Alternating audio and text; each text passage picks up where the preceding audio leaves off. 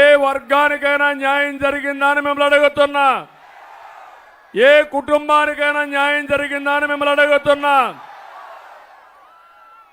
14-19లో Telugu Desam party అధికారంలో ఉన్నప్పుడు ఎంత తమ్ముళ్ళు కరెంటు ఛార్జీ 200 రూపాయలు కరెంటు ఛార్జీ ఈరోజు ఎంత అని అడుగుతున్నా. 2000 అవునా కాదా? ఎవరి వల్ల అయింది? ఎవరి యొక్క ప్రమేయం? అంటే 200 రూపాయలు 2000 చేసి నేను హామీలను నెరవేర్చాను. 99% హామీలు నెరవేర్చారని గొప్పలు చెప్పుకునే ప్రభుత్వం మీకు కావాలని అడుగుతున్నా. అంతేకాదు 5 ఏళ్లలో పెట్రోల్ డీజిల్ ధరలు పెరిగాయా లేదా? ధరలు పెరిగాయా లేదా? ఏమమ్మా నిత్యావసర వస్తువులు కొంటున్నారా మీరు? కడుపు నిండా తిండి తినే పరిస్థితిలో ఉన్నారా మీరు? అన్నీ పెరిగిపోయినాయి. కడాన మీరు చూస్తే ఆర్టీసీ రేట్లు పెరిగాయా లేదా? పన్నులు పెరిగాయా లేదా? చెత్త మీద కూడా పన్నేసిన చెత్త ముఖ్యమంత్రి, దుర్మార్గుడు ఈ ముఖ్యమంత్రి. అంతేకాదు ఈరోజు మీరు ఒకసారి చూస్తే విధ్వంస పాలన.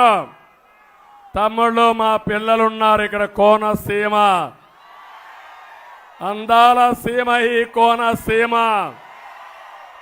సినిమాలు ఏదైనా చూడాలంటే, అందాలు చూపించాలంటే మొట్టమొదటి చూపించేది మా పవన్ కళ్యాణ్ గారితో సహా అందరూ కూడా కోనసీమనే.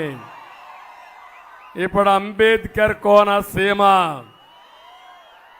నేను ఒకటి అడుగుతున్నా ఇక్కడే వాళ్ళని,